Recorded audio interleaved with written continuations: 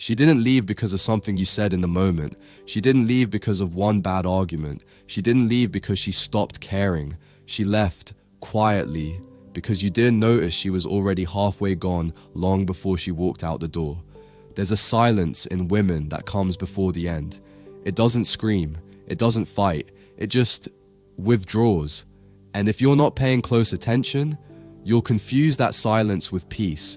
You'll call it calm, when in truth, it's the sound of something breaking quietly inside her. This is where most men get it wrong. They think women leave suddenly, but women don't leave like men do. They don't leave when the fight is loud. They leave when the fighting doesn't matter anymore. They leave when explaining becomes exhausting. They leave when love turns into labor, and labor turns into loneliness.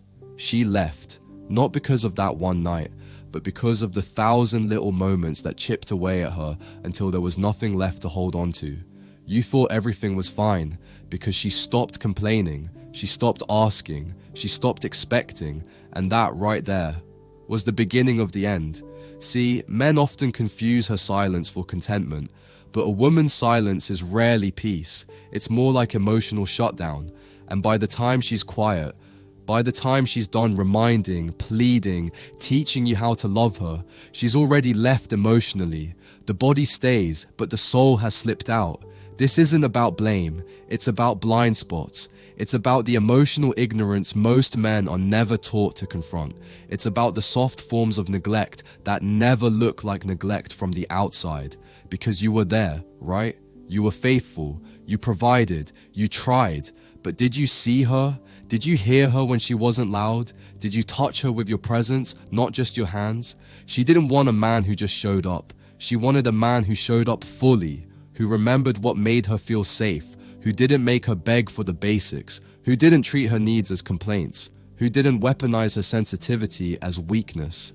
The truth is, she tried longer than you'll ever know. She held on while drowning in silence. She forgave what she couldn't forget. She waited for you to meet her at the level where love becomes effort, not assumption. But love doesn't survive on, I'm here. Isn't that enough? It dies in the space between the emotional and the physical. It dies in the apathy of routine. It dies when her emotional labor becomes your comfort zone. This is why she left. And no, it's not what you think. It wasn't another man. It wasn't some dramatic betrayal. It was something far colder. The slow erosion of connection. You didn't lose her all at once. You lost her when you stopped seeing her as a mystery to explore. You lost her when her vulnerability became inconvenient. You lost her when you started treating her like she'd never leave, like she was permanent, like love couldn't expire if taken for granted.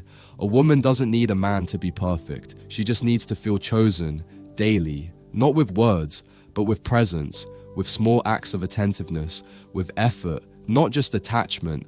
Attachment isn't love. Neediness isn't love. Possession isn't love. And showing up physically while being emotionally absent is a quiet form of abandonment. You thought you were doing enough, but enough for who? Her love language wasn't gifts. It was understanding. It was being heard without being fixed. It was being allowed to be soft without fear. It was being met at the same emotional depth she gave so effortlessly. But you didn't know how to hold that space. You didn't know how to see her in the stillness. You only saw her when she was giving. And when she stopped giving, you blamed her for changing. But people don't just change. They adapt to being unmet. She didn't wake up one day and decide to stop loving you. She slowly ran out of emotional breath.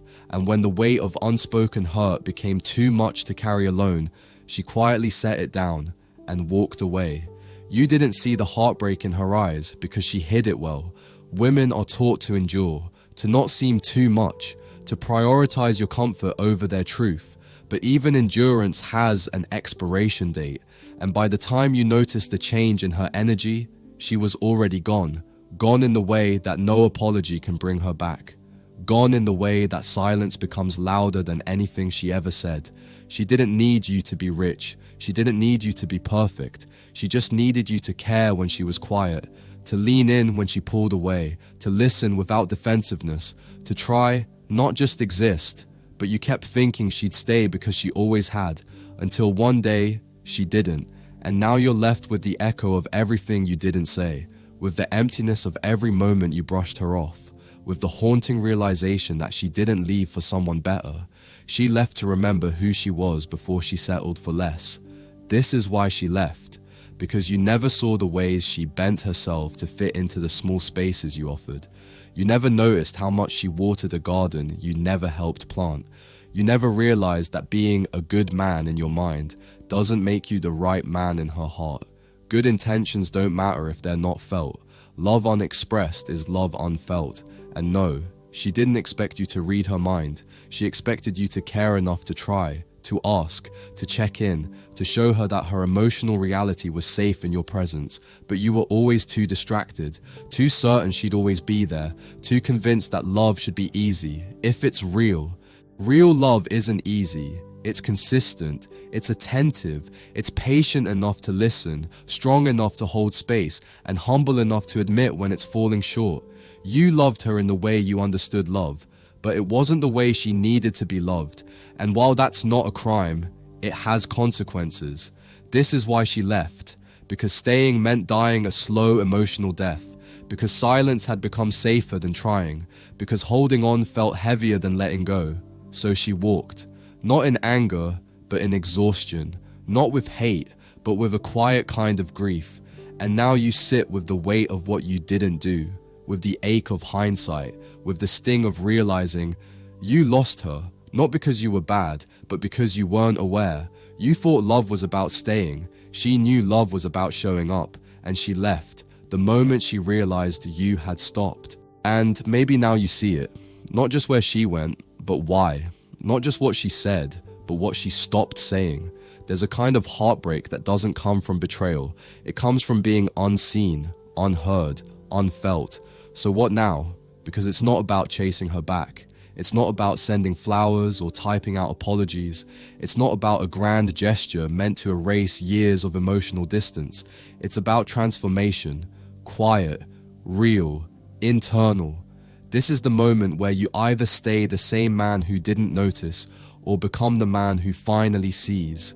The one who doesn't wait until it's too late to grow, who doesn't beg for her return, but rebuilds his foundation so deeply that if she ever looks back, she doesn't see the man who lost her. She sees the man who finally found himself. And maybe that's where healing begins, not in chasing what walked away, but in understanding why it did.